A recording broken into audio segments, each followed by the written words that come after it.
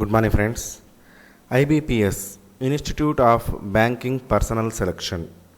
IBPS నుంచి probationary officer మరియు management trainee పోస్టుల కొరకు నోటిఫికేషన్ వెలువడింది. టోటల్ వేకెన్సీస్ వచ్చేసి 1417. ఏజ్ లిమిట్ 20 సంవత్సరాల నుండి 30 సంవత్సరాల వరకు ఉండాలి. అంటే మినిమం ఏజ్ 20 సంవత్సరాలు ఉండాలి, మ్యాక్సిమం 30 సంవత్సరాలు ఉండాలి. Qualification any degree. ఒకసారి మనం నోటిఫికేషన్ చూద్దాం. ఫ్రెండ్స్, నోటిఫికేషన్ చూసే ముందు ఎవరైనా సరే సబ్స్క్రైబ్ చేసుకోకపోతే please subscribe my channel to get more updates. Okay, ఈ వీడియో లాస్ట్ వరకు చూడండి, అన్నీ డీటెయిల్గా చెప్తాను. Don't skip this video. Okay, ఒకసారి వివరాల్లోకి వెళ్దాం. చూడండి, ఐబిపిఎస్ యొక్క అఫీషియల్ వెబ్సైట్ ఒకసారి మీరు అబ్జర్వ్ చేయండి. ibps.in. సో ఇది యూఆర్ఎల్. ఫ్రెండ్స్, యూఆర్ఎల్ నేను డిస్క్రిప్షన్లో కూడా ఇచ్చాను, ఒకసారి మీరు అబ్జర్వ్ చేయండి. ఓకే, ఇప్పుడు నోటిఫికేషన్ చూద్దాం. సో నోటిఫికేషన్లో ఈ విధంగా పొందుపరిచారు. So participating organisations. సో ఒకసారి చూడండి notification. Institute of banking personnel selection, common recruitment process for recruitment of probationary officers, management trainee in participating organizations అని ఇచ్చారు. సో మొత్తం లింక్స్ కూడా ఇందులోనే ఇచ్చారు, యూఆర్ఎల్స్ కూడా ఇందులోనే ఇచ్చారు.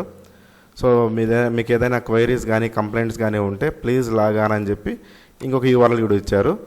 http://cgrs.ibps.in అని ఇచ్చారు. ఈ యూఆర్ఎల్ ద్వారా మీకు ఏదైనా క్వైరీస్ ఉన్నా కానీ ఏదైనా కంప్లైంట్ చేయాలన్నా కానీ ఈ వెబ్సైట్లోకి వెళ్ళి మీరు కంప్లైంట్ చేసుకోవచ్చు. ఓకే, తర్వాత ఇక్కడ చూడండి, participating organizations: bank of Baroda, Canara bank, Indian overseas bank, UCO bank, bank of India, central bank of India, Punjab national bank, union bank of India, bank of Maharashtra, Indian bank, Punjab and Sindh bank. Okay, ఆ తర్వాత ఇక్కడ important dates ఇచ్చారు చూడండి.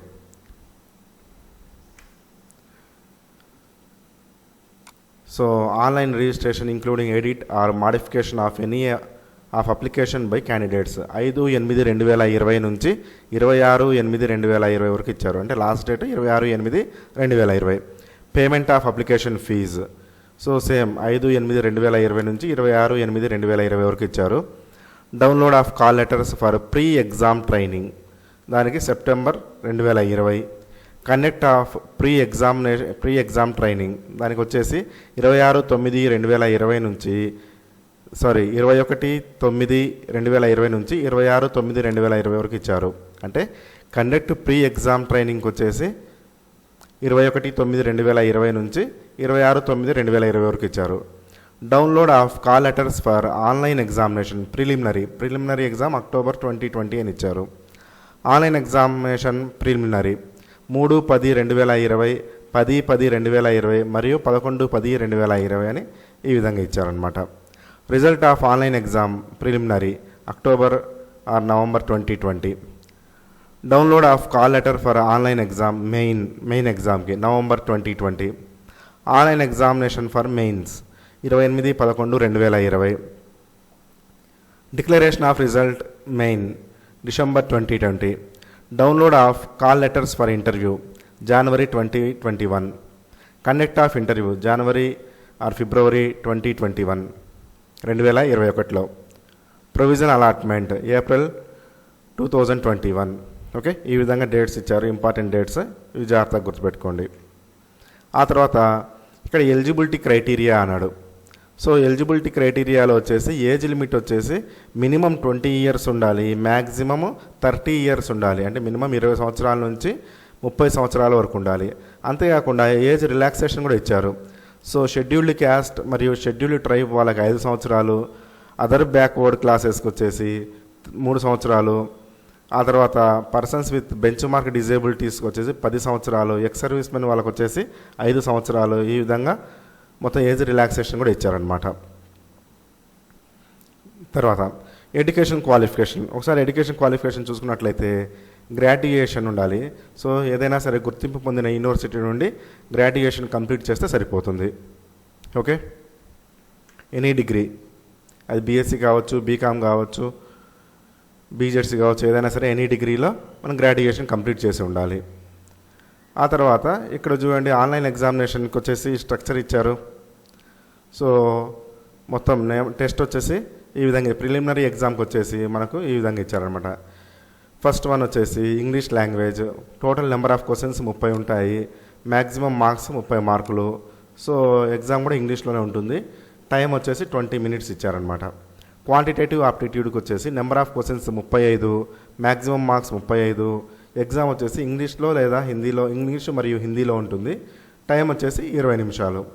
Reasoning ability number of questions 35, maximum marks 35. Medium of exam వచ్చేసి English మరియు హిందీలో ఉంటుంది. Time వచ్చేసి 20 మినిట్స్. టోటల్ 100 క్వశ్చన్స్ 100 మార్క్స్ అనమాట. ఓకే. తర్వాత మెయిన్ ఎగ్జామ్ చూడండి. మెయిన్ ఎగ్జామ్ వచ్చేసి reasoning and computer aptitude, total number of questions 45 ఉంటాయి, మ్యాక్సిమం మార్క్స్ వచ్చేసి 60.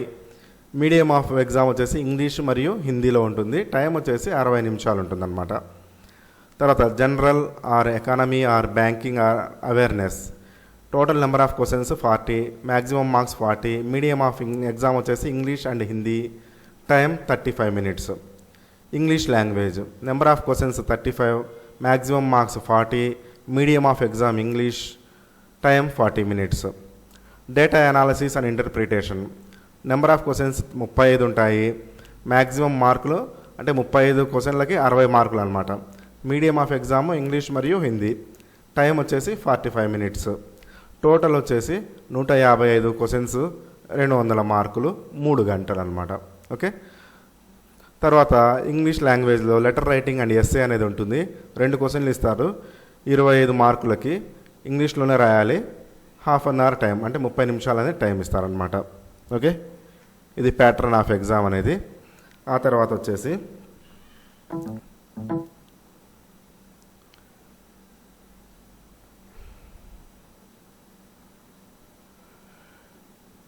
ఇక్కడ వచ్చేసి మనం ఎలా అప్లై చేసుకోవాలి అంటే ఆన్లైన్ ద్వారానే అప్లై చేసుకోవాలని ఇచ్చారు మనకి. సో దానికి ఫోటోగ్రాఫ్, సిగ్నేచర్, సో ఇవన్నీ లెఫ్ట్ థంబ్ ఇంప్రెషన్ అంటే ఎడం చేతి బటన్ వేల్ యొక్క ఇంప్రెషన్, ఇవన్నీ మనం పెట్టుకోవాలి. ఆ తర్వాత అప్లికేషన్ ఫీజు ఇచ్చారు చూడండి.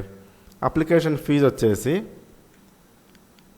ఫర్ ఎస్సీ, ఎస్టీ, పీడబ్ల్యూబీడీ క్యాండిడేట్స్కి వచ్చేసి 175 రూపాయలు.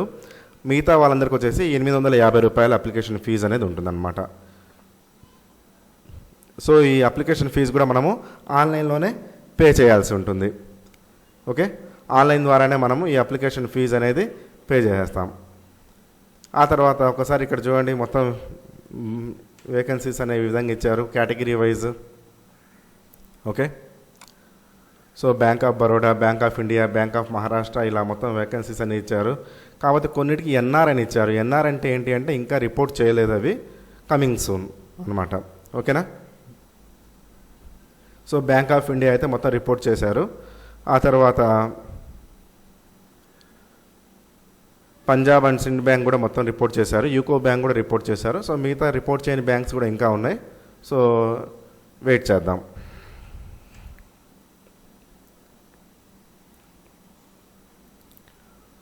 ఆ తర్వాత ఎగ్జామినేషన్ సెంటర్స్ ఇచ్చారు. ఇక్కడ ఒకసారి చూడండి, ఎగ్జామినేషన్ సెంటర్స్ మనం చూస్ చేసుకోవాల్సి ఉంటుంది. సో మనకు ఎక్కడైతే అనుకూలంగా ఉంటుందో ఆ ఎగ్జామినేషన్ సెంటర్స్ అని మనం సెలెక్ట్ చేసుకుంటాము.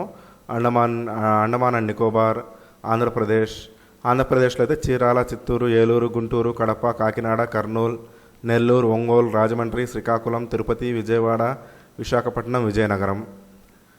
ఆ తర్వాత అస్సాం, బీహార్, చండీగఢ్, ఈ విధంగా చాలా ఇచ్చారు. ఓకే. గోవాలో అయితే ఒకే ఒక సెంటర్ పనాజీ. హర్యానా అయితే అంబాలా కూడా ఇచ్చారు. ఈ విధంగా సెంటర్స్ ఇచ్చారు. సో మన రిక్వైర్మెంట్ని బట్టి మనం సెలెక్ట్ చేసుకుంటాము సెంటర్స్ అనేవి. ఓకే. ఆ తర్వాత ఫోటోగ్రాఫ్ ఇమేజ్ వచ్చేసి 4.5 సెంటీమీటర్స్ ఇంటూ 3.5 సెంటీమీటర్స్ అనేది ఉండాలి. తర్వాత సెల్ఫ్ డిక్లరేషన్ ఫామ్ అనేది తీసుకుంటాము. ఓకే. ఈ విధంగా తీసుకున్న తర్వాత ఇప్పుడు మనము ఎలా అప్లై చేసుకోవాలి చూద్దాం. ఈ విధంగా వస్తుంది మనకి ఫామ్. అప్లికేషన్ ఆన్లైన్లో అప్లై చేసుకునే ఫామ్ ఈ విధంగా వస్తుంది. సో వెంటనే ఈ విండో వస్తుంది, important points to be noticed అని. సో మొత్తం ఇన్స్ట్రక్షన్స్ అన్నీ ఇచ్చారు ఇందులో. జస్ట్ కంటిన్యూ అని కొట్టండి. కొట్టిన తర్వాత ఈ విధంగా ఫామ్ అనేది ఓపెన్ అవుతుంది. ఒకసారి చూడండి మీరు. Full name, first name, middle name, confirm middle name, last name, ఈ విధంగా టోటల్ మొబైల్ నెంబర్ ఈ విధంగా ఇచ్చారు. సో ఇక్కడ పైన చూడండి మొత్తం స్టెప్స్ అనేవి ఇలా సో మెనీ స్టెప్స్ ఇచ్చారు. ఫస్ట్ వచ్చేసి బేసిక్ ఇన్ఫర్మేషను, తర్వాత ఫోటో అండ్ సిగ్నేచరు, తర్వాత డీటెయిల్స్, తర్వాత ప్రివ్యూ, తర్వాత అప్లోడ్, ఈ విధంగా మొత్తం స్టెప్స్ వైజ్గా ఇచ్చారు. లాస్ట్లో వచ్చేసి పేమెంట్ అనమాట. లాస్ట్ మొత్తం అంతా ఫిలప్ చేసిన తర్వాత పేమెంట్ అనేది ఉంటుంది. ఓకే, మీరు ఒక్కొక్క ఫామ్ ఫిలప్ చేసుకుంటూ సేవ్ అండ్ నెక్స్ట్ అని కొడుతూ వస్తున్నారంటే నెక్స్ట్ ఓపెన్ అవుతుంది అనమాట. ఓకే, సో గ్రాడ్యుయేషన్ అయిపోయిన వాళ్ళు ప్రతి ఒక్కరు, క్వాలిఫికేషన్ డిగ్రీ అయిపోయిన ప్రతి ఒక్కరు అప్లై చేయండి. Okay, all the best for your bright future. Thanks for watching. Thank you.